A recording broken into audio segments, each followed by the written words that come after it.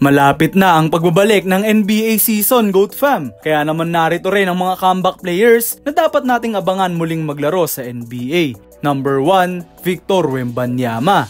Sa simula ng second season sa NBA ni Victor Wembanyama, GOAT fam, ay great things nga sana ang ma-accomplish niya para sa San Antonio Spurs. Matapos kasi ang kanyang historic rookie year ay lalo pang nag-improve si Wemby after averaging 24.3 points, 11 rebounds and a historic 3.8 blocks per game. On pace sana ang 7'4 freak big man na maging defensive player of the year, subalit nagkaroon nga siya ng isang season-ending injury kung saan may nakitang blood clot sa kanyang balikat. Minarapat ng Spurs management na i-treat ang concerning injury na ito at hindi na pinaglaro pa si Wemby dahil after all ay tanking naman talaga ang San Antonio that time. Kaya naman sa pagpasok ng off-season kung saan gumaling na si Vic ay nakita natin ang isa sa mga the best routine na ginawa ng isang batang NBA player sa kanilang off-season. Nagsimula kasi ang French superstar na mag-training sa China kasama ang mga monghe at dito nga ay tinuruan siyang mag-meditate at mas kilalanin pa ang kanyang sarili. Nag-training din si Wemby ng martial arts na makakatulong palalo sa kanyang coordination at balance sa paglalaro ng basketball.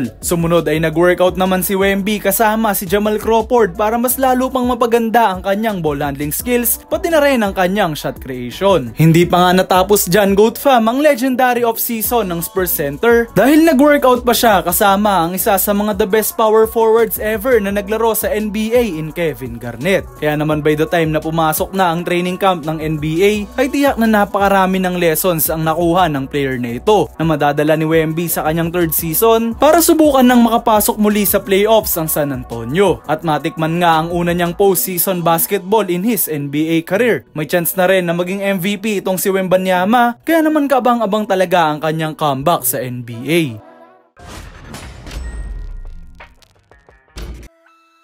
Number 2, Jalen Johnson. Isa pang rising star sa NBA na sinira ng injury last season ay si Jalen Johnson, ang starting power forward ng Atlanta Hawks. January kasi sa taong ito, GOAT fam, ay nagkaroon si Johnson ng isang torn labrum na naging dahilan para i-shutdown siya ng Hawks management for the rest of the season. Sayang nga, GOAT fam, dahil patuloy ang pagtaas ng laruan ng player na ito sa huling 3 taon niya sa NBA. At last season pa nga ay nag-average pa siya ng career highs 19 points, 10 rebounds and 5 assists per game. Sa napakamurang edad na 23 years old ay double-double na agad ang naging average ng player na ito at sinamahan pa nga yan ng 1.6 steals and 1 block per game. Ganyan kalawak ang versatility ng player na ito. Drafted bilang 20th overall pick noong 2021, maganda ang outlook ng mga scouts sa player na ito galing college. Isang 6'9 wingman na sobrang athletic at may kakayahan ding mag-playmake at gumawa ng kanyang tira. Unti-unting naging parte ng rotation ng Atlanta Hawks si Jalen Johnson and going into his 5th season sa NBA ay bound na siya para magkaroon ng isang breakout year. Johnson spent his off-season rehabbing and working out at ayon pa nga sa mga NBA experts ay siya ang magiging most improved player sa pagpasok ng 2025 to 2026 NBA season. Ayon din sa Hawks management ay makakabalik na si Jalen Johnson sa training camp para magpakondisyon sa upcoming season. Papasok na sa basketball prime ang 6'9 wingman as he turns 24 years old sa December. Kaya naman bound for great things na talaga ang player na ito para sa Atlanta Hawks. Pero ano nga ba sa tingin nyo, GOAT fam? Sino pang comeback players ang dapat nating abangan sa 2025 to 2026 NBA season? I-komento nyo lamang ang inyong opinion sa baba at babasahin nating lahat yan.